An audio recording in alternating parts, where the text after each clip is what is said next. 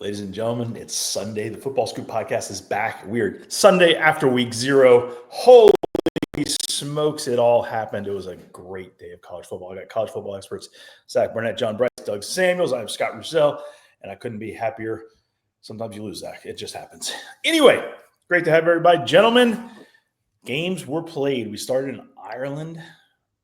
I know I picked Rocco to win the game. Props to you. Tell us why you picked Rocco.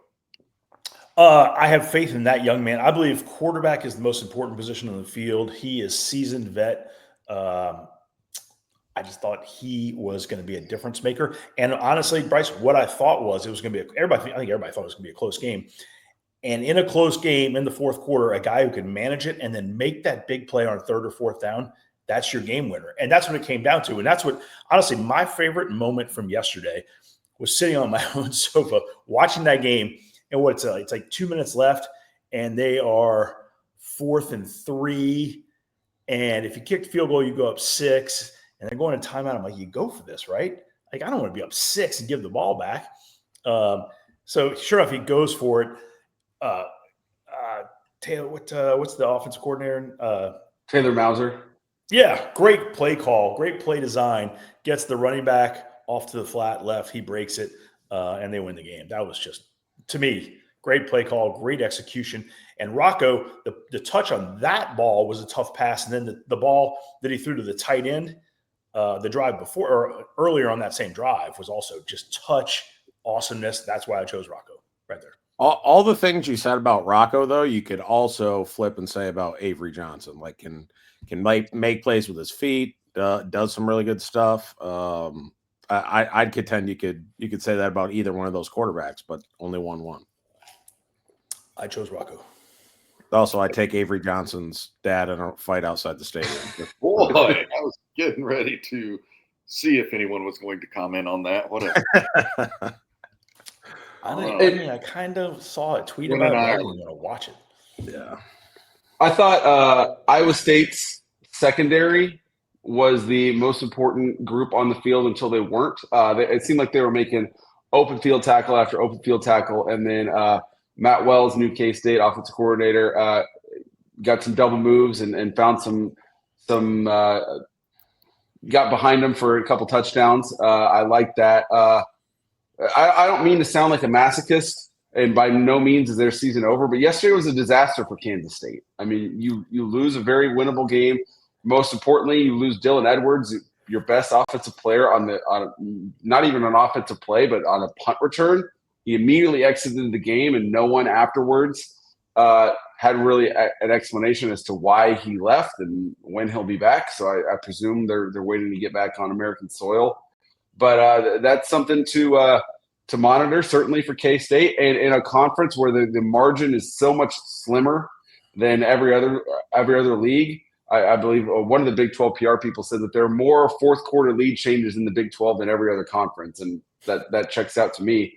So when the margin between 7-2, 6-3, 5-4 is that slim, to lose your biggest rivalry game on week 0 and then have to fly 12 hours home, that's a bitter pill to swallow for K-State.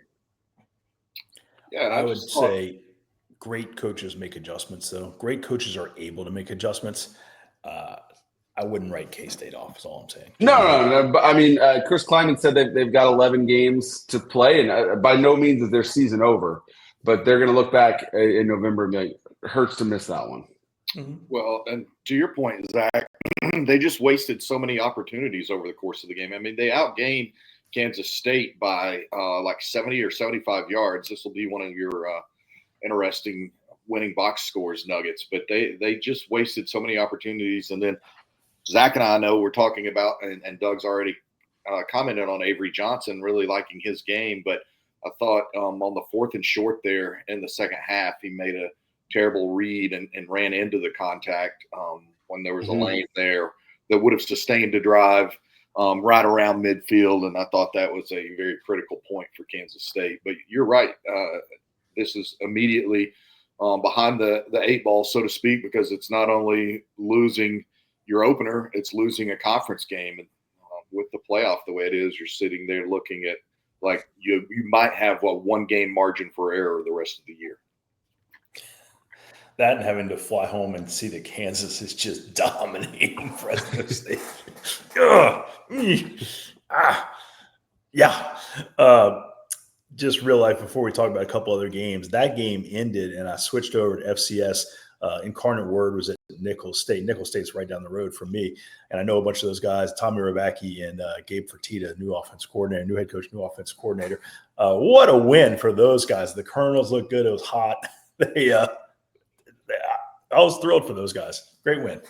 That was huge. Like Incarnate Word ranked number 4. And Clint Killow has done a really good job there and was in position where he can become Incarnate Word's all-time wins leader midway through this season. So that was a significant win for Nicholls and a very stunning setback for Incarnate Word. Now, Incarnate Word lost some really good players to the transfer portal, but nonetheless, they were not expected to come out and have that sort of flat performance. One of those weird nuggets that you catch on a broadcast, you're like, seriously? I happen to see long ball, like 60-yard, 70-yard touchdown pass. The young man, kid was flying. He outran the DB by forever. And broadcast says that's the guy's second catch ever, both for like massively long touchdowns. Last season, he had 1 catch, 1 long touchdown. This season, he has 1 catch, 1 long touchdown. Like, all right, sure. Maybe throw him some more deep balls. I think Fertitta will dial that up. All right, let's bring it back to FBS. So you guys talked about Dan Mullen, and you're like, Mullen's got dudes. He's a great ball coach, X's and O's scheme guy. But I don't know if he knew Idaho State was coming to town. Holy moly, that UNLV defense has a lot of holes in it. So that's, kudos to Idaho State for how well it played. And even after UNLV gained momentum in the game for the first time, Idaho State responded and kept responding. But I know Zach, that was one of his emphatic bet the overs this year. And you might want to hedge those bets now, Zach. I'm looking at UNLV's upcoming schedule. I'm not seeing a whole lot of stops. They got to turn around and go at Sam Houston on Friday. UCLA comes to town. You've got Air Force, Boise. He's assembled a transfer portal Power 4 all-star team, and I think we saw on both sides of the coin why these guys are at UNLV, right? Mm-hmm.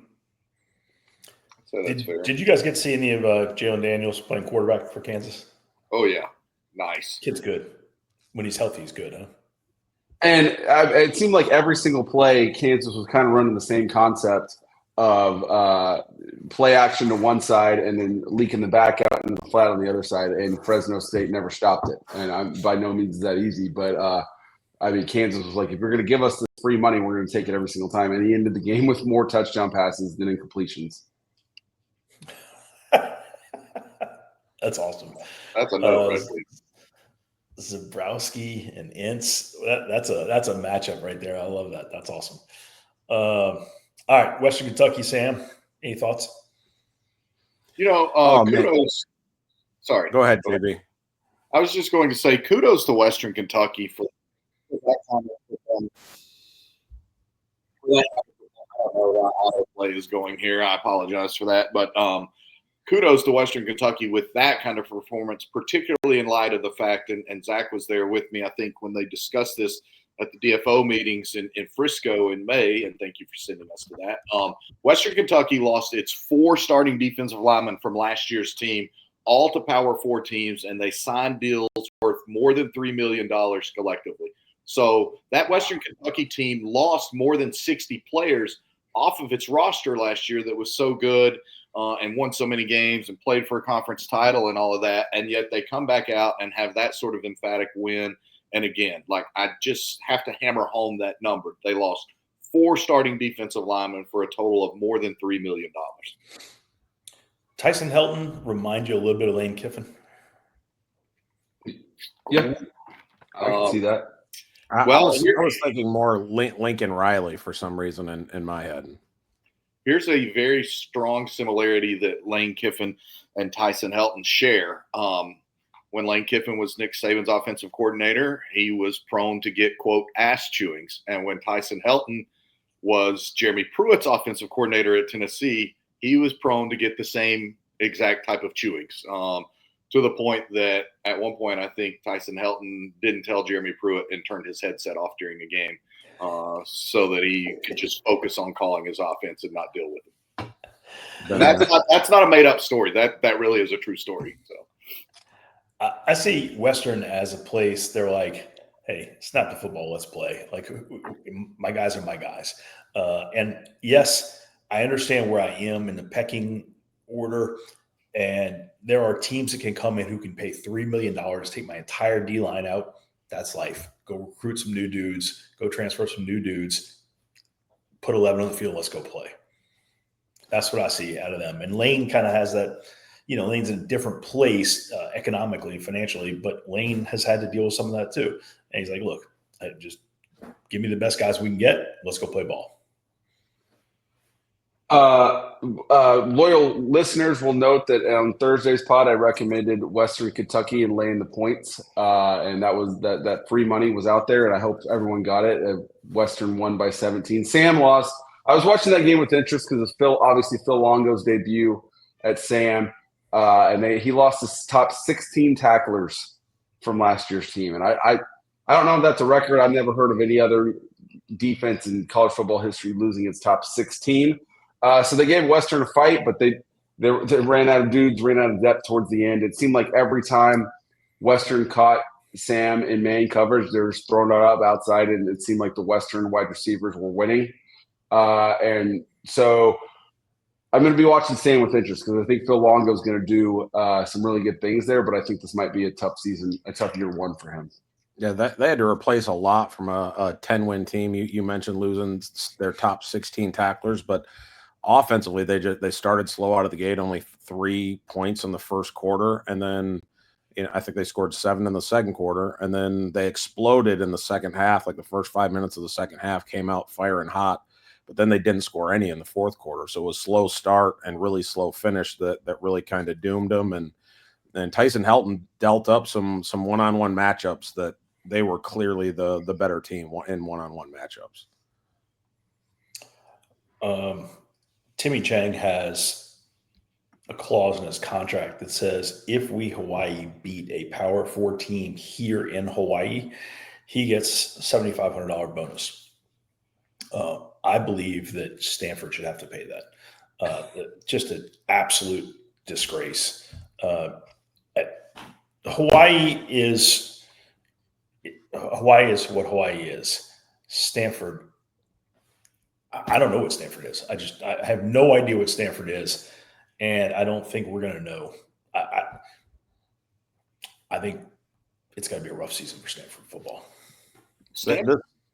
This Stanford football team rushed for their first rushing touchdown by a running back since September 9th of 2023 in that game against Hawaii. Like for a proud Stanford program that would get in 13 and 14 personnel and pound power at you 100 times a game, for them to have a stat like that is absolutely astonishing. And then to lose to Hawaii on top of it is inexcusable.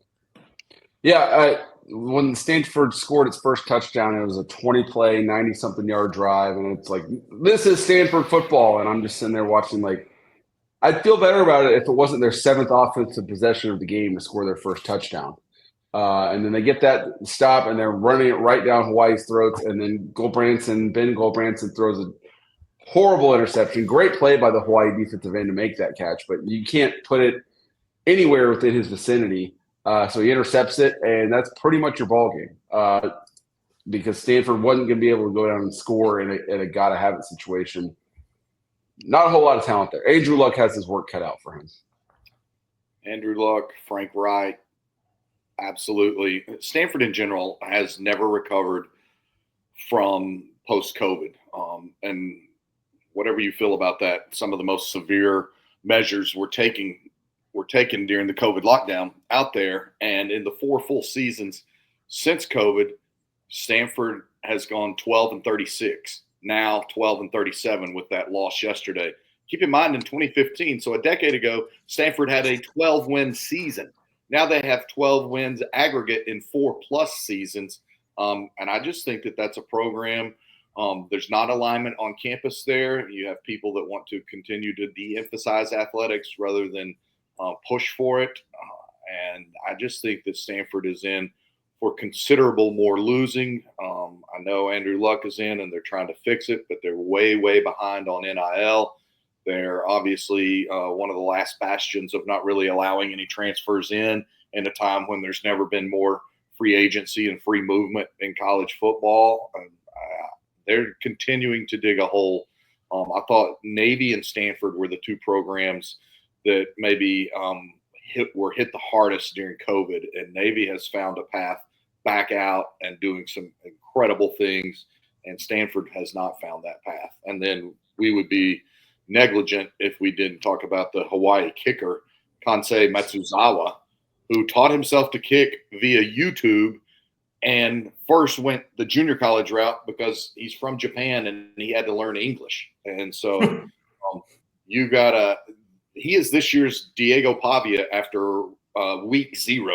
So anyway, I can't wait to watch what he does, but he scored 11 points, obviously, for Hawaii. He scored 11 points, including the Rainbow Warriors' last 9 and the game-winning field goal as time expired. So I know we're going to head into a discussion about Stanford, and I want to just highlight something John said there. There was about people pushing to de-emphasize athletics at Stanford. So Stanford is annually first, second, or third in the Directors' Cup. Like, they dominate in Olympic sports. Obviously, as an academic institution, they're elite of the elite of the elite. So my question then, I guess it's a rhetorical one, is why are the voices there to de-emphasize athletics allowed to thrive when Stanford is elite at everything it does except football and men's basketball? And I understand those are expensive sports to be good in, but find me anything worth doing in big-time sport that doesn't cost something. And the collective net worth of Stanford alums, I'm guessing, is second only to Harvard in this country. That's just a total guess. So, but Stanford's never seemed like a place that's hurting for money, either within the school or its alums. So I just don't understand how Stanford can allow itself to be where it is in the major men's sports, considering everything else is the cream of the crop there. Stanford has the largest percentage of its entire athletics department endowed, which means it's fully funded. It's like 88%. Like, Stanford is what every other athletic department around the country endeavors to be from a financial standpoint. But there's just, again, there's not alignment on that campus. Maybe Andrew Luck will be the driving force that creates some synergy there. But right now, it's not there. And then obviously the program was cratered when they had to dismiss Troy Taylor, and here we are. Andrew Luck was a very, very good football player who then made the interesting decision to step away from the NFL and then kind of went off the grid and was around Stanford a lot. So, I mean, he's obviously extremely well known on campus and by all university leadership and all that stuff. And his father, well-journeyed athletic director, NCAA guy, multiple ventures that didn't necessarily succeed. Is Andrew qualified to, basically be running Stanford football and to some degree Stanford athletics? I have no idea, but I think you could make that argument, but I think you could also make the argument that perhaps no one attached to Stanford's words carry more weight than Andrew Luck. Like, he had an outstanding career. He was a can't miss prospect. Is he qualified? That's a legit concern. But if he goes to people and asks for something, I think people bend over backwards to try and make it work because it's coming from him and not someone maybe overqualified that doesn't have that same, I don't know, aura about him. I like that. Yeah, I guess if you could go get John Lynch, if you're Stanford, then you do that. But John Lynch is unavailable. But to Doug's point, Stanford, Andrew, if the people that need to open up their checkbooks at Stanford see Andrew Luck's calling, they're going to answer. If Joe Schmo that was an NFL GM, blah, blah, blah, that's just not Andrew Luck, those calls might not get answered. I see what you're saying, Scott, but I agree with Doug. I'm not implying there's not a position for him, but in today's college football, everything has changed. It's no longer just, hey, I'll line up my 22 versus your 22, and we'll knock heads and see who can push harder. Your 22 changes constantly. It's a whole new set of rules, and the rules are different this year than last year. And the money's changed, and there's just a lot more that goes into general management than there was 2 years ago or 3 years ago or a year ago or 5 years ago. I don't know. I don't know if they have the right plan. With that said, the news of the week, obviously college football is back, but the exciting news for some of us, a friend is back. Pat Fitz got his deal settled with Northwestern. His name was totally cleared. In my opinion, it's disgusting what happened to him 2 years ago. Pat Fitz is a great dude. I've known him probably 15, 20 years, consider him a friend. And he'll be back. He'll be really good for football. He has his entire life he's given to football. And so Pat's got one son who's at Northwestern, junior or senior maybe. He's got a freshman at Iowa. He's got his youngest son is a junior in high school. Pat's ready to get back in. So naturally people go, okay, he did it at the highest level in Northwestern, very academic, small private. It's kind of like Stanford. Kind of is. Yeah. There's a lot of other people think he's an upper Midwest guy though. Yeah. Some people talk about Iowa, but Stanford, hey, cool. Yeah. And if so, that trumps everything. Well, but part of the discussion we just had on Stanford, even though Pat's been fully exonerated and the lawsuit very clearly spells out he had no knowledge of the alleged hazing incidents or the fact that it was so widespread and rampant, apparently. But would Stanford have enough people sign off on a Pat Fitzgerald just from a optics standpoint? I don't know that answer. I would think another fair question is how long will Kirk Ferentz go? And he's addressed that in some of his press conferences. He gets asked about it all the time, even just in casual settings. And, I think we've already discussed off camera over the last few days that we could see Pat being a very natural fit at either one of those. Question for the class. So I think I recall reading a quote from Pat many years ago when he said he'd never been happier in his life than when he was the linebackers coach at Northwestern. I think we can also infer that he's not hurting for money these days. So with those two established, do we think he's dead set on being a head coach, or would he be open to a defensive coordinator? I have no idea. I'm asking you all. I think he is one of the most qualified head coach candidates I can imagine. And because of that, I think he would be doing himself a disservice if he took a defensive coordinator role. So my expectation is he's a head coach for this upcoming season, starting in December. I think it'd be hard for him to go to just throw the Bears out there, go be the Bears linebackers coach when, 5 times over the past 10 years he was brought up as a head coaching candidate for the Bears. I think that'd be a tough gig. Stanford makes a lot of sense. Iowa makes a lot of sense. If Iowa were to open and Kirk Ferentz was to call it quits, but he has gotten more out of less than arguably any head coach. Any head coach that I can think of that comes off to the top of my head. Question I want to phrase to maybe JB or some of you more well-traveled gents in the class. That I had heard at one time that Fitz used to take coaches out for a hot dog during their interview, and if they put ketchup on their hot dog in Chicago, they were scratched off the list. So if that was in Palo Alto, what's the equivalent? You guys got anything? Well, you would probably have to have an avocado on your hot dog in Palo Alto. Well, there'd be no meat involved. It might be an avocado dog. You never First know. of all, it would have to be a Beyond hot dog, and then it would have to have avocado. Gotcha. So I guess I'm learning I would have not been qualified to work under Pat Fitz at Northwestern. You put ketchup. I go ketchup and mustard on my hot dogs, no matter where it's from. Scratch True that. story. I'm at Stanford on Andrew Luck's pro day. I went to his pro day. So pro day was like, let's say it was at 11 or noon, something like that. We went over football and they're like, we got there like 9. They're like, hey, it starts at 11. Come back.